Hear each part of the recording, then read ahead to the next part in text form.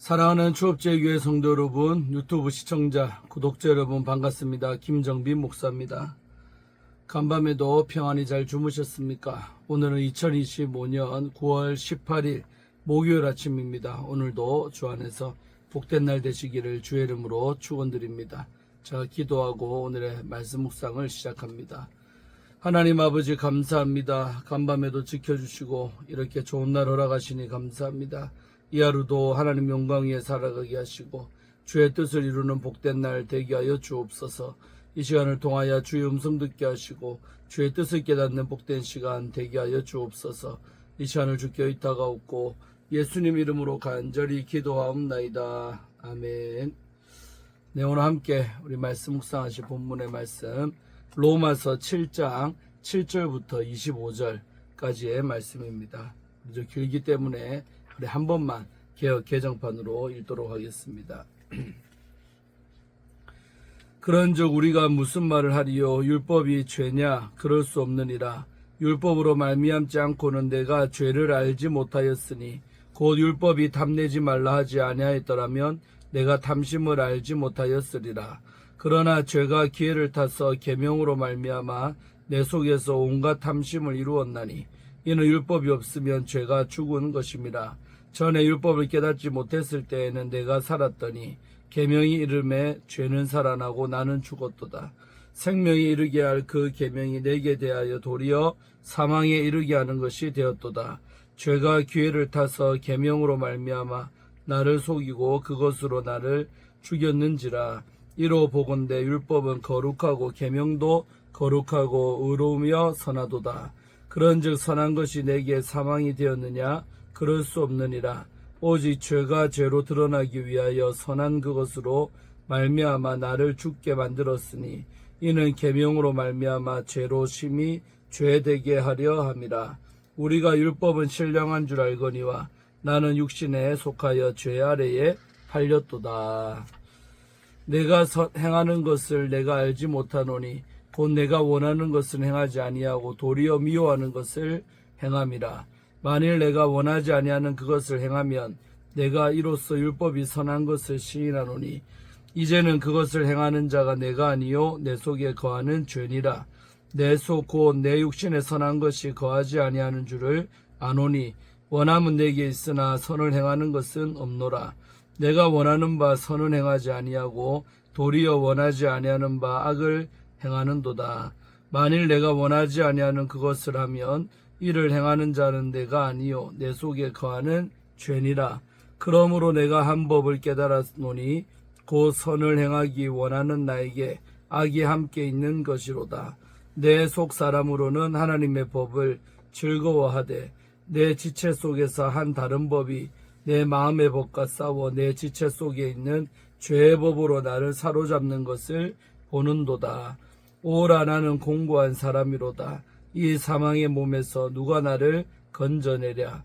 우리 주 예수 그리스도로 말미암아 하나님께 감사하리로다. 그런즉 내 자신이 마음으로는 하나님의 법을 육신으로는 죄의 법을 섬기노라. 아멘. 네, 오늘 함께 본문 말씀 가지고 먼저 우리 주의하도록 하겠습니다.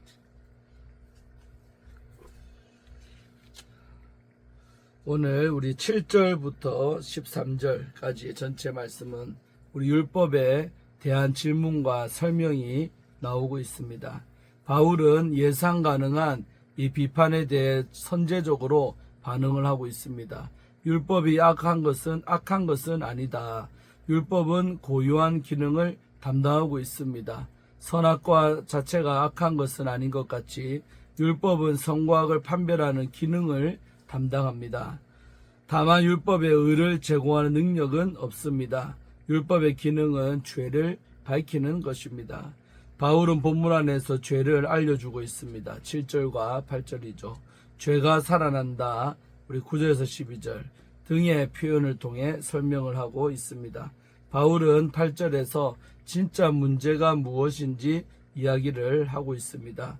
율법 자체가 악한 것이 아니라 한계를 가지고 있는데 그 자체가 불의하지 않다면 진짜 문제는 무엇입니까?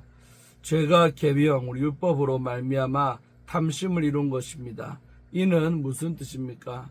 바울은 죄와 계명의 문제를 설명하기 위해 창세기 3장에 기록된 인간의 범죄 현장을 이미지화하고 있습니다. 성과 선악과를 옳고 그름을 분간하게 하는 하나님의 율법으로 보고 뱀이 선악과를 통해 기회를 틈타 죄를 가지고 들어왔다라고 본다면 죄가 이 뱀이 계명 하나님이 금하신 나무를 이용해서 우리 탐심 보암직도 하고 먹음직도 하다 했죠. 그 탐심을 이룬 것입니다.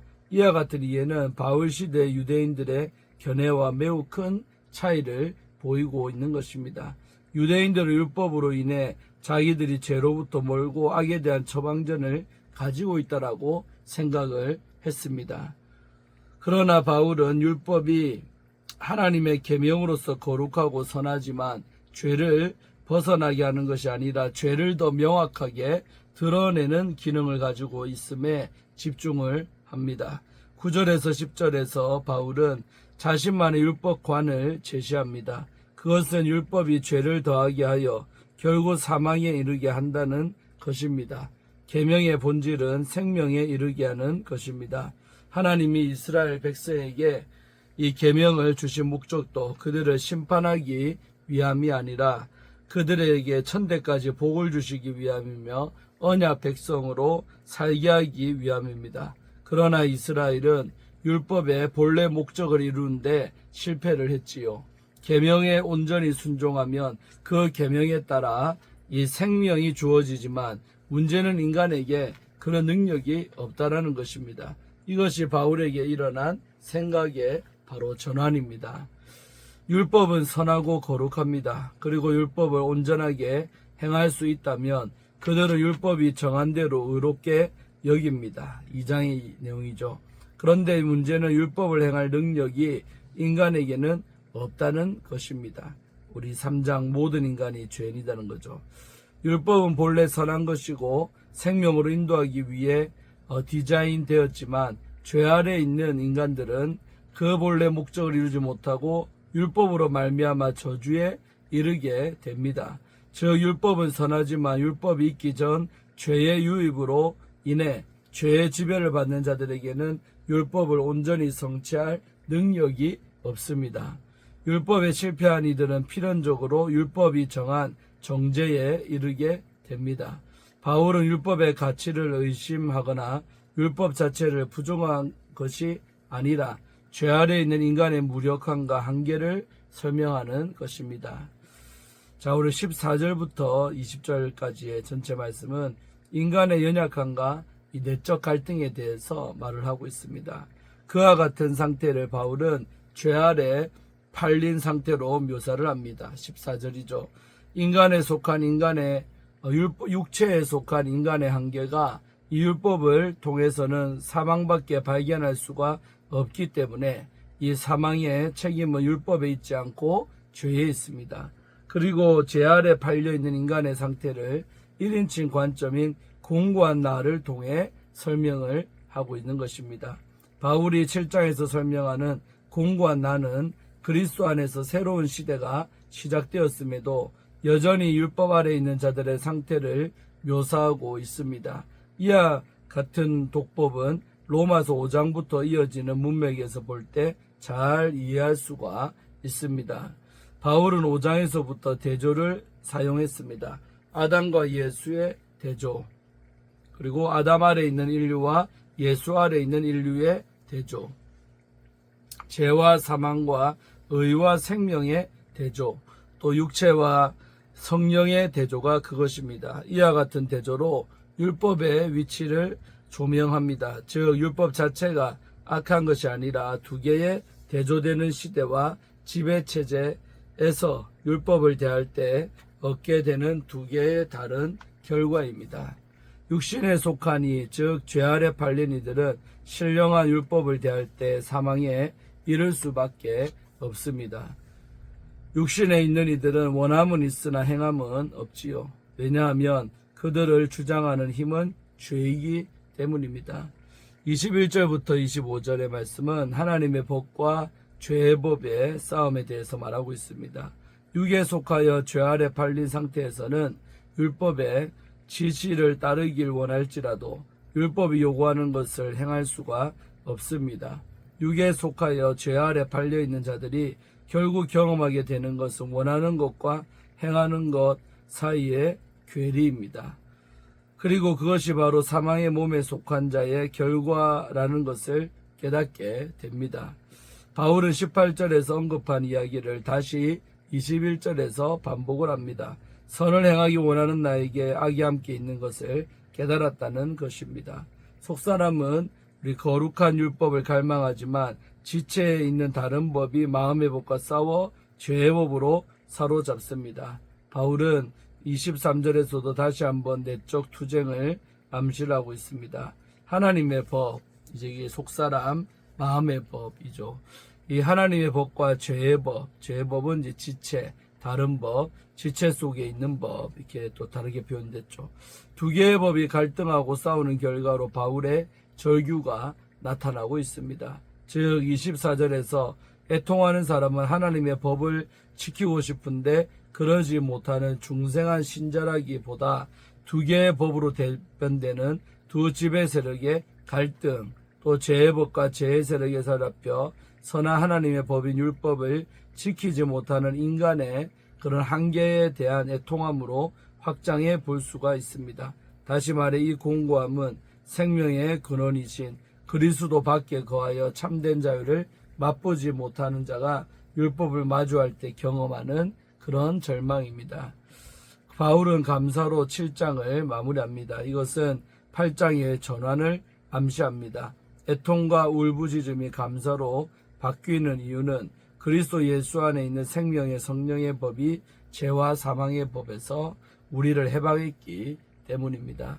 바울은 공고한 상태의 인간의 절망을 극대한 후에 해방과 은혜의 전환을 선포하고 있는 것입니다. 이제 함께 오늘 마지막으로 우리 또 묵상 주제를 한번 보겠습니다. 오직 그리스도로 승리하는 삶에 대해서 보기로 원합니다. 오늘 말씀에서 바울은 이 로마 교회 성도가 마주한 삶의 현실은 치열한 죄와의 싸움이기에 승리하신 우리 그리스도를 바라보아야 한다라고 말하고 있습니다. 이 말씀이 오늘날 그리스도와 연합해 열매를 맺기 위해 살아가기로 결단한 우리에게 주는 교훈은 무엇이겠습니까? 첫째로 율법은 우리의 죄악을 조명한다는 사실을 알아야 합니다. 오늘 본문에서 바울은 율법의 역할에 대해 이야기를 합니다. 바울은 율법이 본래 선한 목적으로 주어졌지만 인간의 악한 본성이 율법을 악용했다고 말을 합니다. 율법은 하나님이 모세를 통해 출애굽하는 이스라엘에게 주신 하나님의 말씀이었습니다. 이스라엘은 자신들을 구원하신 하나님의 은혜에 감사하는 마음으로 율법에 순종해야 했습니다. 그리고 그들의 순종은 하나님을 사랑하고 이웃을 사랑하는 삶의 실천으로 드러나야 했습니다. 하지만 이스라엘은 하나님의 마음이 아닌 자신들의 기준과 가치관으로 이 율법을 사용했고 그 결과 사랑과 회복이 아닌 정죄와 사망을 초래했습니다. 예수님은 율법주의적 기준으로 사람을 평가하고 자신의 의를 자랑하는 바리새인들을 책망을 하셨습니다. 율법을 통해 의롭게 될 수 있는 사람은 없습니다. 율법은 사람의 죄를 조명하여 낮아지게 합니다. 율법 앞에서 성도는 자신의 연약함을 인정해야 합니다. 율법을 통해 우리를 은혜로 부르신 하나님을 더욱 의지하는 성도가 되기를 소망합니다. 둘째로 끊임없는 죄와의 싸움이 하나님께 속한 우리를 기다리고 있다는 사실도 우리는 알아야 합니다. 앞서 살펴보았듯 율법은 우리의 악한 본성을 조명을 합니다. 이에 바울은 내 마음은 하나님의 법을 즐거워하지만 내 속에 있는 한 다른 법이 내 마음의 법과 싸워 죄의 법으로 나를 사로잡는다라고 고백을 합니다. 바울은 어떤 사람인가요? 입니까? 다메섹으로 가던 길에서 예수를 만나 회심한 후에 복음을 위해 자신의 생명을 드린 사람이었습니다. 그는 복음을 전하다 붙잡혀 매를 맞고 감옥에 갇혔을 때에도 두려워하지 않았습니다. 오히려 주님을 찬양하고 갇혀있던 사람들에게 복음을 전했습니다. 그런 바울이었기에 죄 아래에 있는 존재의 상태에 대해 누구보다 잘 알고 있었지요. 사랑하는 여러분, 바울의 고백과 같이 우리도 그리스도 밖에 있을 때에는 악한 본성에 따라서 사망으로 갈 수밖에 없는 그런 사람들이었습니다. 그러나 우리의 이러한 영적 무능력함에도 불구하고 이제는 생명으로 나아가는 거룩한 백성이 되었습니다. 이는 전적으로 복음의 능력입니다. 그리스도 안에 있을 때 우리는 존재론적 공고함을 넘어 생명의 길을 걸을 수가 있습니다. 마지막으로 끊임없는 죄와 싸울 때 우리는 승리하신 그리스도를 바라보아야 합니다. 24절에서 25절에서 바울은 오라 나는 공고한 사람이로다. 이 사망의 몸에서 누가 나를 건져내랴. 우리 주 예수 그리스도로 말미암아 하나님께 감사리로다 라고 고백을 합니다. 바울은 내면에서 죄와 싸우며 그리스도를 바라봅니다. 자신은 그 싸움을 이길 능력이 없지만 그리스도께서 승리하셨기에 탄식 속에서 감사를 외치는 것입니다. 사랑하는 여러분, 율법은 우리의 연약함을 드러내고 죄는 끊임없이 우리를 공격하지만 우리에게는 소망이 있습니다. 그 소망은 그리스도이십니다. 그리스도께서 이미 승리하셨기에 우리에게 소망이 있습니다. 고단한 삶에 의지할 곳이 없어 지칠 때 또 소망이 있습니다. 소망이 되시는 그리스도를 바라보아야 될 줄로 믿습니다. 그리스도 안에 참된 안식과 평안을 누릴 수가 있습니다. 사랑하는 성도 여러분, 우리는 그리스도의 은혜로 구원받은 하나님의 자녀들입니다. 여전히 연약해 흔들리고 쓰러져도 우리가 그리스도 안에 있음을 기억하시기를 바랍니다. 인생 여정에서 계속되는 죄와 싸워 승리하는 길은 우리의 구원자 되시는 그리스도를 바라고 의지하는 것입니다. 연약한 나를 위해 자신을 내어주신 그리스도의 사랑과 그런 은혜를 기억하며 고난과 어려움 중에도 감사의 찬양을 올려드리는 성도가 되시기를 주의 이름으로 축복을 드립니다. 아멘. 네, 오늘 말씀도 참 어렵죠. 좀 로마서가 어렵지만 잘 이해하시고 또 승리 여러분 되기를 바랍니다. 정말 죄와의 싸움에서 우리가 이미 예수님이 그리스도로 승리하셨다는 것을 믿고 나아가기를 바랍니다. 자, 기도하고 오늘의 말씀 묵상을 마칩니다. 하나님 아버지 감사합니다. 자, 오늘도 로마서의 말씀을 통하여 하나님의 뜻을 깨닫고 음성을 듣게 하시니 감사합니다. 아버지 하나님, 우리가 참으로 그리스도께서 승리하게 하셨다는 것을 믿고 그 그리스도 안에 거하기에 힘쓰는 성도들 되게 하시고 이 죄와의 싸움이 끊임없이 이어질 때 승리하는 저희들 될 수 있도록 도와주시옵소서. 오늘 하루도 하나의 영광의 복음을 위해 살아가는 아버지의 백성들이 되게 하실 줄로 믿사옵고 우리를 죄에서 구원하신 예수님 이름 받들어 간절히 기도하옵나이다. 아멘. 오늘 하루도 좋은 날 되시고 내일도 금요일 아침에 찾아뵙겠습니다. 샬롬.